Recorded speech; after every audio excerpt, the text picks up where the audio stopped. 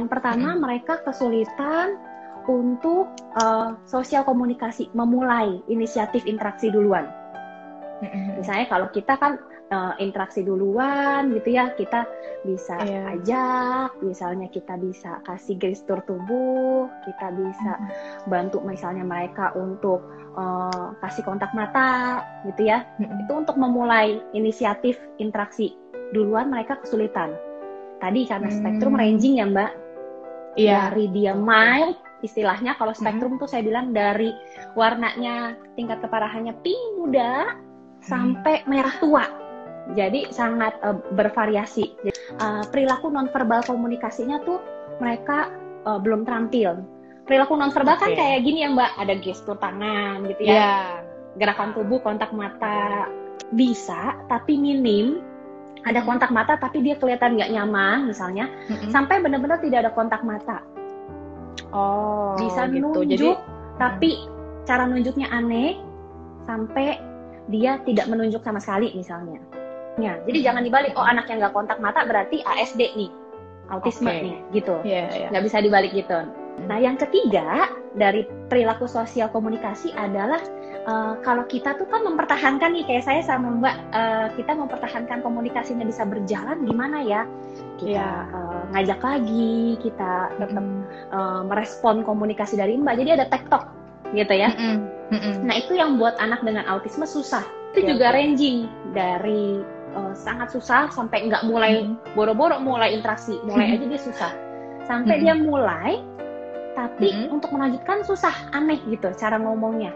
Atau bahasnya cuma dirinya terus. Sosial komunikasi kan ada 3 ya Mbak? Iya.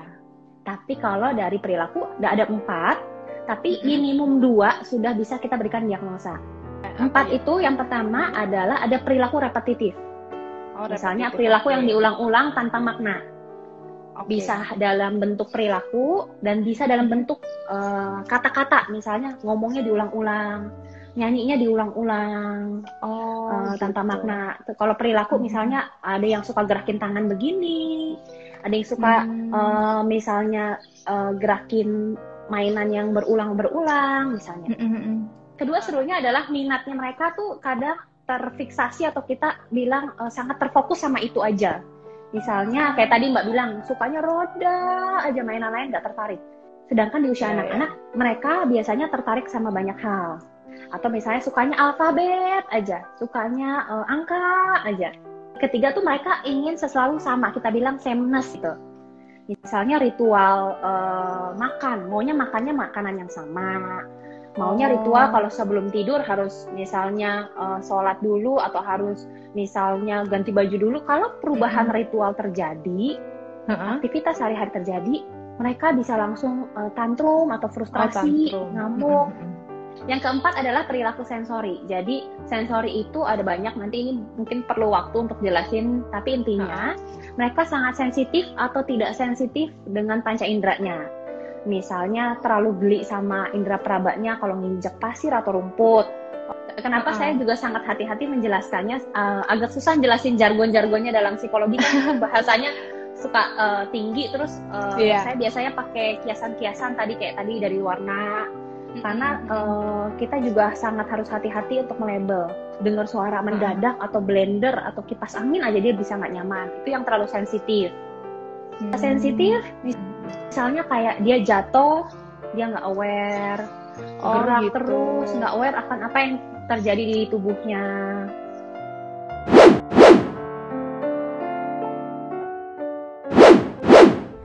Gejalanya bisa terlihat dari bahkan anak itu lahir ya Mbak ya. Ada juga yang terlihat dari misalnya usia 2 tahun atau 1,5 tahun.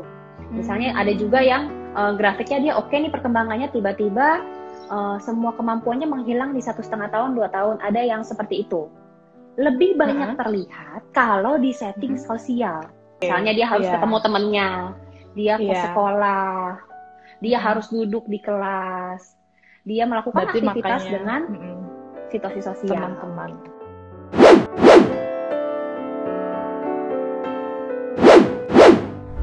Untuk pertama, ya pasti lakukan pemeriksaan ke dokter atau ke psikolog. Dokternya juga yang memang spesialis anak tumbuh kembang. gitu. Jadi untuk kita bisa memberikan diagnosa dan menentukan apa yang harus dilakukan, kita harus lakukan pemeriksaan dulu, Mbak. Gitu. Tapi kita juga perlu lihat nanti dari hasil pemeriksaan, biasanya kami melihat bagaimana stimulasi yang dilakukan di rumah.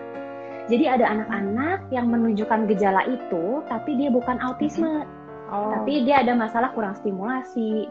Kuncinya latihan itu butuh proses pengulangan dan juga modeling dari orang sekitarnya. Jadi bantu dulu apa yang anak itu rasakan gak nyaman.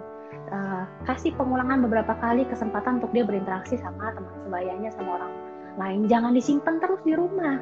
Mereka nggak dapat kesempatan latihan. Tapi berikan kesempatan itu juga menyesuaikan ekspektasi orang tua. Supaya orang tuanya nggak stres ketika anaknya dibawa keluar terus ngamuk.